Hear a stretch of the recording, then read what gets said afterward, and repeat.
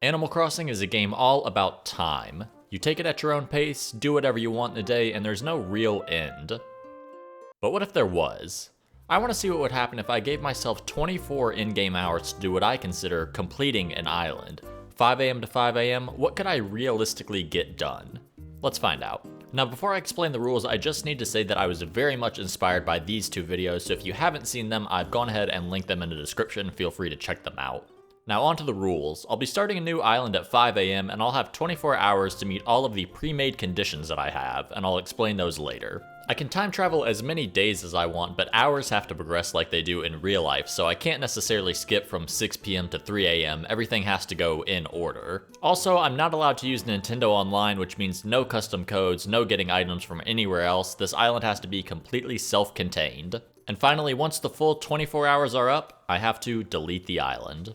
Now what makes an island complete? Obviously it's different for everybody, but for the purposes of this challenge, I'm going to say the island is complete if I meet the following conditions. I have to have an at least 3-star island with all buildings and villagers at least moved in, but they don't have to be upgraded. In terms of villagers, I didn't want it to just be villagers I say that I like since there's not really any way to prove that I like them, so instead I'm going to say that I need at least 3 villagers that are on the first 2 tiers of this villager popularity list. That way we have a quantifiable way to determine if we've actually met this condition. There are 40 villagers that could let us meet this condition, so it's going to be hard, but it is possible. And also, the villager just has to have lived on my island at some point. I don't necessarily have to have all 3 villagers at the same time by the end of the challenge. I'll also have to pay off my house at least twice, which is a way to make sure that I'm actually getting bells instead of only focusing on Nook Miles and decorating. I would like to have a couple decorated areas, nothing too specific, but at least a few spots that look nice. And finally, the most important condition to be met, I want to buy that million bell crown. That's right, there's literally no reason to have this item other than to flex, but hey, is an Animal Crossing island really complete without a little bit of flexing? And that's all the rules, so with that out of the way, let's go into hour 1. I started the day at 5 AM and was greeted by these 2 rats at the airport. I decided to make my character look exactly like someone dumb enough to attempt this challenge, then I picked an island that honestly seemed like it would work pretty well for this. As soon as I touched down on the island, I saw him. Rolled. Not only was Rolled part of the high tier of villagers that would help satisfy one part of the completion requirements, but he's also one of my favorite villagers in general. Keep in mind that Rolled and Dom are the only Jock villagers that are in the first 2 tiers of the tier list, meaning we got extremely lucky to get him without even having to restart. We got Paula as our other starter, who was not part of the high tier list, but she wasn't too bad as somebody that I'd have to stay on the island with for quite a while. Now, originally, I planned to have a neighborhood area near resident services, but for some reason, you can't place the second row of tents in line with the first one? Why? So instead, I gave Rolled the beautiful riverside view that he deserved. Tom Nook told me to go gather some sticks, but since I'm basically a speedrunner for this game, I also picked up peaches since I knew that he would ask for them right after, killing 2 birds with 1 stone. No, not you, Rolled, I didn't mean like literal birds, I named the island 24 for obvious reasons, because that's how many brain cells I'll have after attempting this, and we threw a party, and just like in real life, I left early to go to bed. I dreamed about KK Slider, and it made me realize that the real-life equivalent to this would be like me dreaming of Post Malone telling me to go make some friends. When I woke up, I was in debt, so I went around picking up weeds and shells to not only get Nook Miles, but also make some money. Since Nintendo Online wouldn't play a part in this challenge, I needed to start very early with building up both bells and Nook Miles. I did all the very easy Nook Miles items like take a totally normal passport photo where I'm definitely not in danger, change my title to Animal because I thought it would be funny, and I made my comment time is bells to always remember that there's an expiration date on this island. I made my first bulletin board post something special for the greatest villager I had on the island. Sorry, Paula. I began to ponder what Tom Nook meant when he started talking about his accountant. Is there another animal? What animals are trained in finance? But before I could get too deep, I was able to place Blather's tent just in time for the end of hour 1. At the start of hour 2, Rolled thanked me for the incredible spot I picked out, and he gifted me the ugliest hat that I've ever seen. I put it on so he could see me in it, and then I immediately took it off. Look, I know it's a small island, but word gets around quickly if you don't know how to dress. I went and met Blathers for the first time, and enjoy looking at him now, cause the only other times that we're gonna see him are when we need to go get fossils assessed. I plan to keep the museum a tent because I'd like to do a build around the tent version of the museum, and definitely not because I don't want to individually hand Blathers 15 different fish. Blathers sent me the recipe for the vaulting pole and allowed me to see the other side of the island, as well as get enough Nook Miles to pay off my debt. So of course, after that I went right back into debt, but it was worth it because now I have Nook Miles Plus. I figured that the main goal at this point was to farm as many Nook Miles as I could, as well as get a ton of resources for eventually having to build Nook's Cranny. I saw Gulliver was dead on my beach, and it was unclear who left him there. I found his communicator parts, and he sent me a lucky cat in the mail. I placed it outside of my house in hopes that it would bring me luck for the rest of the challenge. Turns out that cat was not doing its job, because when I made my way to resident services, I saw him. I originally set my starting date to around April just because I find the summer to be the easiest time to decorate, but I forgot that bunny invades your island during this month. I didn't really think too much of it though, so I talked to Timmy and started the mission of building Nook's Cranny. I would need quite a few resources, so I decided to go to Mystery Islands not only to farm the items that I would need, but also to villager hunt. I mean, I've been spending the past few hours grinding out Nook Miles, so this should be a pretty good... Ooh. So hour 3 began our villager hunt, and even though we didn't have too many villagers, the fact that you could only find normal, peppy, or lazy villagers at this point meant we had a pretty decent shot at finding somebody from the first 2 tiers of that tier list. I got to my first island and realized that I had made my first really big mistake of the challenge. See, resources are extremely important in the early game of Animal Crossing, and when Bunny Day is happening, some resources are replaced with eggs. So sometimes, when you want iron nuggets from a rock, instead you get 4 eggs in place of anything useful. Since at this point I only had a few other tickets, I decided to time hop to another month to completely avoid Bunny Day. This actually worked out pretty well because I was able to get a few more tickets. The first 3 tickets were a complete bust, but then, on the final ticket, I found her. Once again, not only did I get a villager that was in the first 2 tiers, but it was also a villager that I actually liked. Also, both Roald and Molly have memes with them sitting with an orange on their head. I'm not really sure what that says about the challenge, I just thought it was interesting. With that final island out of the way, I was able to give the resources to Timmy for Nook's Cranny, and I placed it in a nice natural spot. I spent the rest of hour 3 attempting to make my house look presentable. It definitely looks like the house of a single guy who just moved in, but there's only so much you can do when you've only been existing for 3 hours. Now that Nook's Cranny was built, I started hour 4 with visiting the new shop and also seeing Mabel, whose shop would eventually be useful for custom designs as well as that coveted Million Bell crown. Nook's Cranny being built also meant that we'd have an easier time getting items to decorate the island. My plan was to basically build my island areas around whatever items I was able to buy from Nook's Cranny, since that's really the only way that you can get furniture items. I spent my hard-earned bells on some garbage, then Tom Nook told me he wanted me to build 3 houses, which I will not be making yet so that I can avoid auto-filling. I did, however, go ahead and build the bridge since it would make it easier to access Nook's Cranny. I time-skipped a day and finally met Leaf, so I weeded my entire island to maximize my bell profits. Since I had a little bit of spending money, I stopped by Nook's and saw a protein shaker that would be a great present for Roald, but when I stopped by his house to drop it off, he was sick. I realized I had never learned the recipe for medicine yet, so I couldn't make any for him without getting stung. I set out to get stung and get that DIY for medicine. It wouldn't be easy, but I knew it would be worth it to help a friend. After a lot of searching, I found a wasp's nest and endured the pain of getting stung, but then something horrible happened. Roald wouldn't teach me the recipe, and Paula was asleep, meaning that Roald would have to suffer with his illness forever. Then I just realized you can just buy medicine from Nook's Cranny, so I just did that.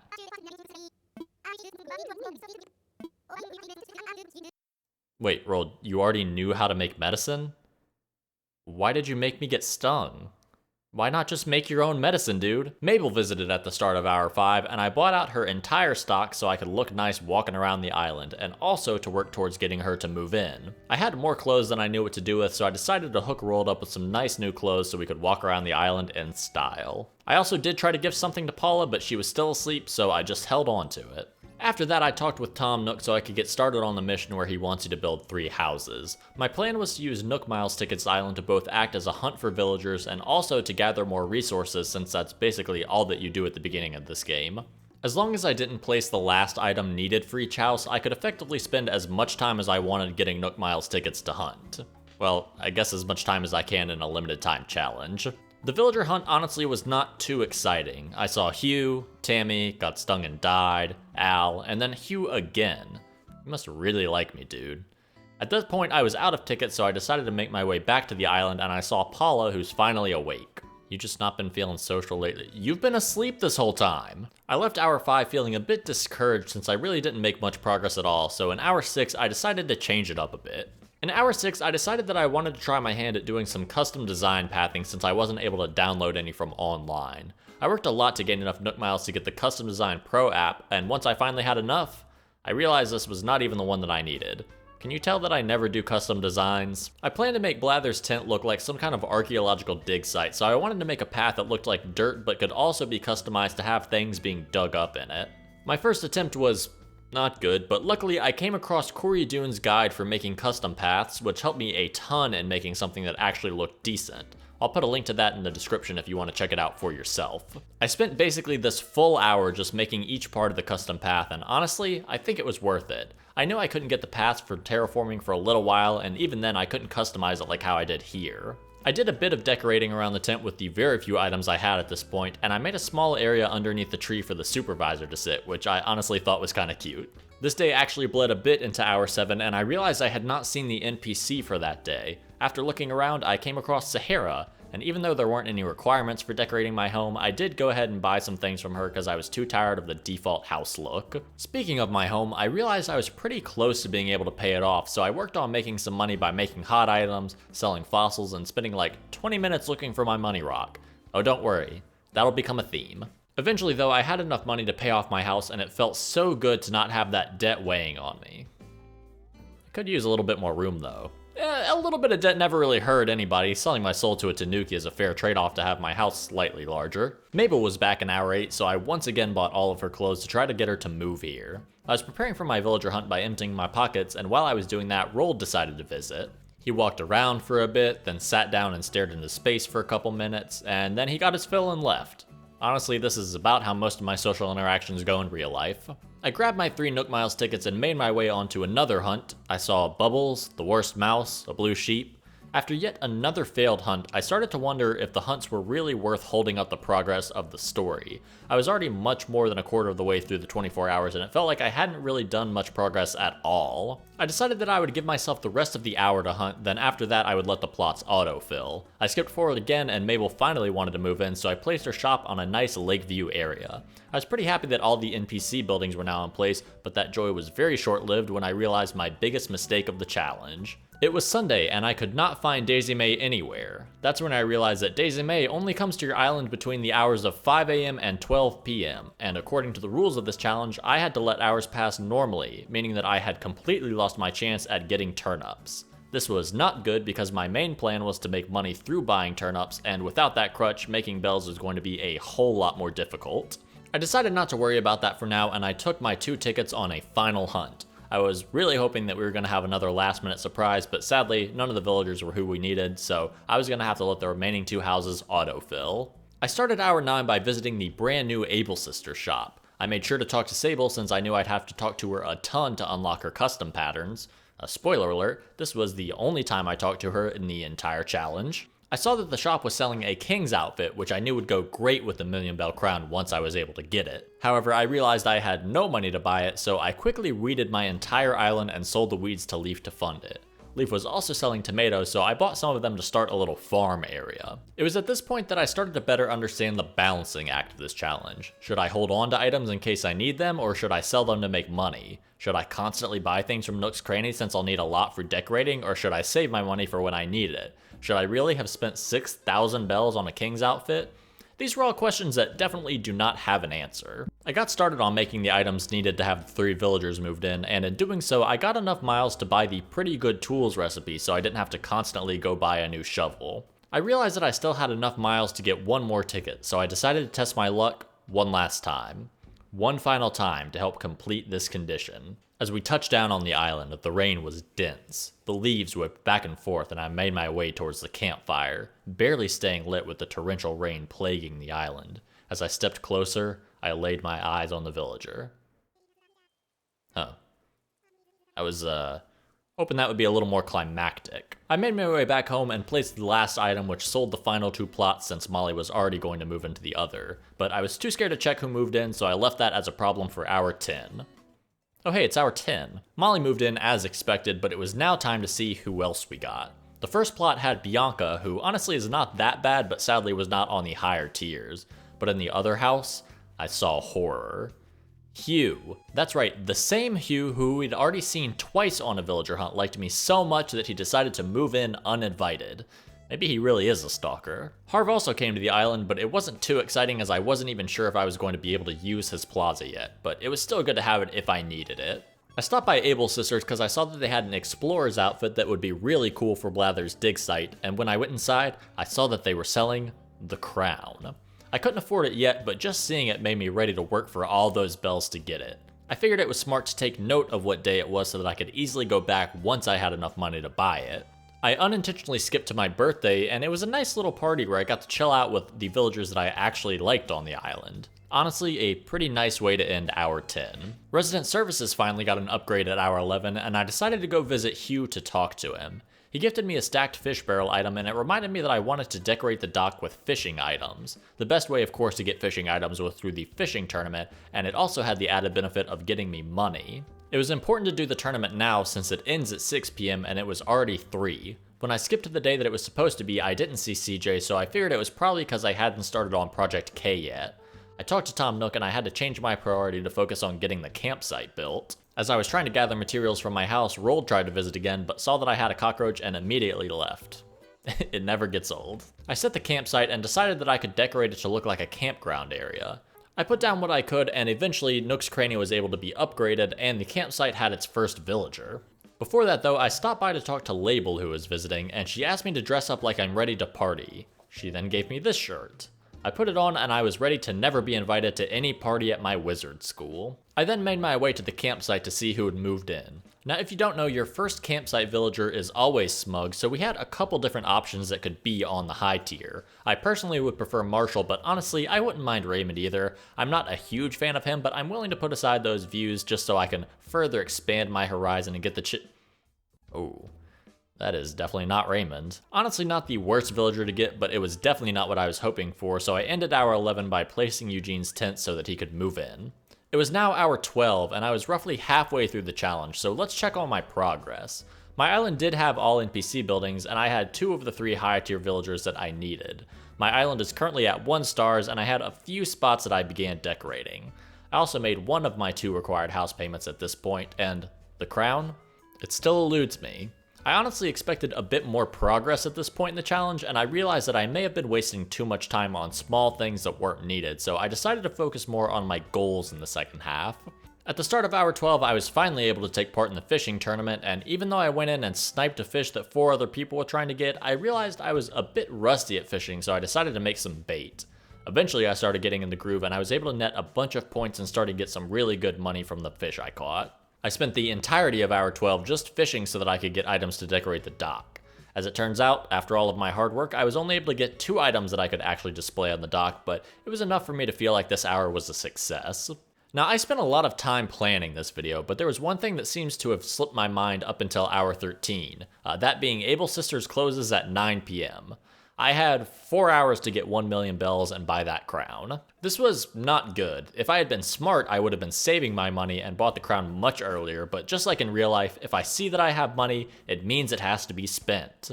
My sole focus at this time would be doing everything I could to make money since my turnip plan was a bust. I started off by planting an apple tree farm since your non-native fruit sells for more on your island, and I could eventually turn it into a decorated area. This hour consisted pretty much solely of me finding my money rock, selling fossils, and picking apples. I knew that I would have a decent amount of time to decorate at the end of the challenge since everything would be closed and everybody would be asleep. I also tried to get Nook miles when I could so that I could fund hunts, and also because the Nook stop had some items that I wanted to buy with them. Other than that, it was just working. At the start of hour 14, I had a campsite villager, and for some reason, I had a really good feeling about them.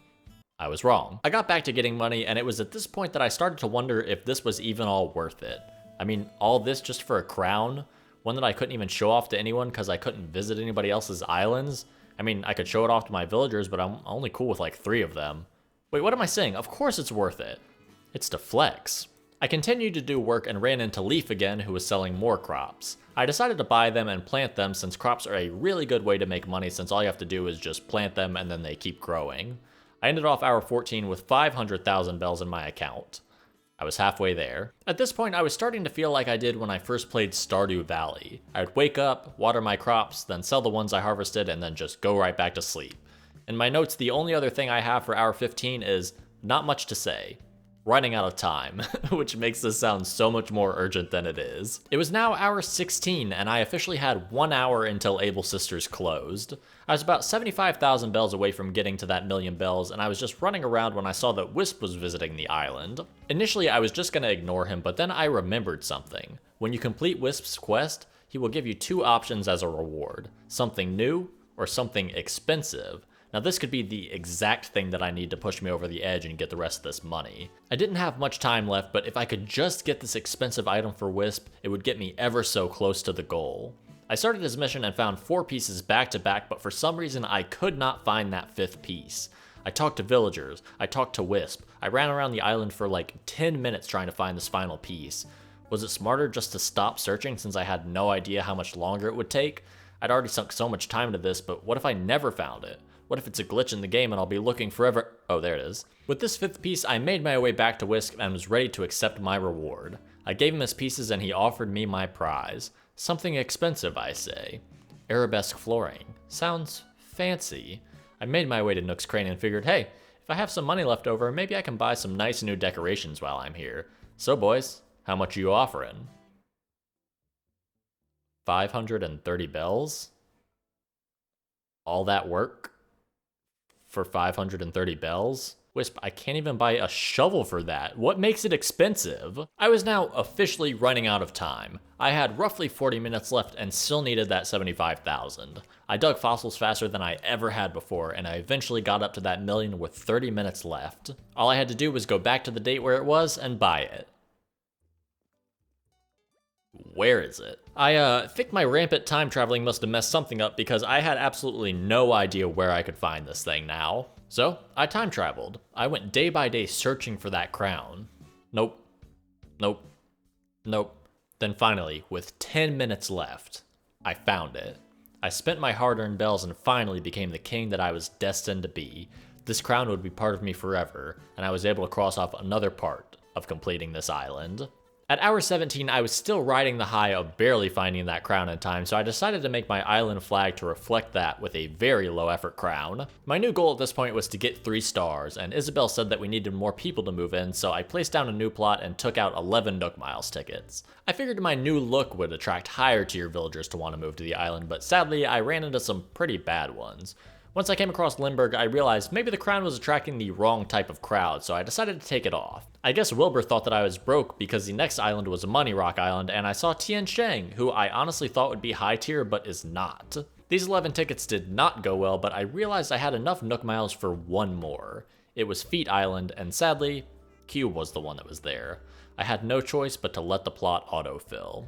When I went to check and see who the autofilled villager was, it was Ricky the Squirrel, and I got so mad that I quit 4 minutes early that day. During hour 18, I decided to work a bit on an outdoor cafe area. I got really inspired by Muggle Crossing over on Instagram, who makes these little mini builds that are honestly perfect for this type of challenge. If you want to check them out, I'll leave their Instagram in the description. Decorating felt a little bit weird to me because I didn't feel like I was progressing anything when I was decorating, but it was a nice change of pace from the constant grinding. Sadly, that did not last, since once I finished that area, I had to go back to grinding since Isabelle said I needed even more people to add stars. I bought a plot and then went back in time because I didn't think that it would autofill if I went backwards. I was wrong. This wasn't too big of a deal since I needed people anyway, and I could still place plots until I had one left. The villager who moved in was Tammy, who, while not awful, was still not who we needed. At hour 19, Tammy moved in, and I was hoping that this would bring my island up to at least 2 stars. When I went to check, I had somehow jumped straight to 3 stars, which means I was even closer to completion. Of course, this also meant a KK Slider concert, so I could spend some quality times with the people who had been by my side since the beginning. Not you, Ricky. After the show, Tom Nook gave me permission to violate OSHA laws, and since I unlocked ordinances, I made my Night Owl, but sadly, it was still too late to go to any shops. I had 8 tickets, so I decided to try to hunt once again, and I feel like a broken record, but I still did not see anybody.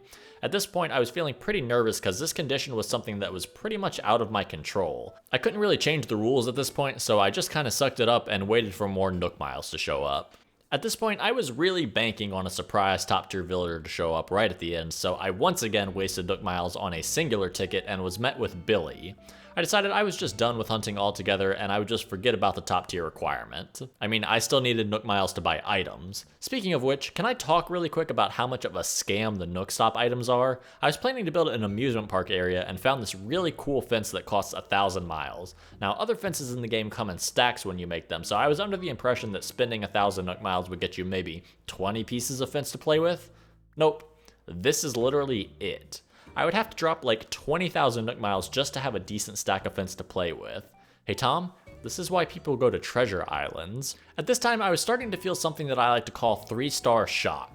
It happens when you reach 3 stars and unlock terraforming, and since everything is now open and there's not really any more story, you just kinda shut down. While I did have goals in the challenge, there was nothing I could really progress in the game, so I started to feel a little bit directionless. I worked on getting Nook Miles to fund my amusement park since this was apparently going to be much more expensive than I thought, and I had already wasted a ton of miles on looking at villagers that I couldn't take. As I was time hopping, I saw that Molly had a thought bubble, which was pretty nice because that meant I could actually villager hunt. Molly was one of the few villagers that I actually liked on my island, so I decided not to talk to her and just let the thought bubble transfer to someone who I actually wanted to leave. In hindsight, this was probably a mistake.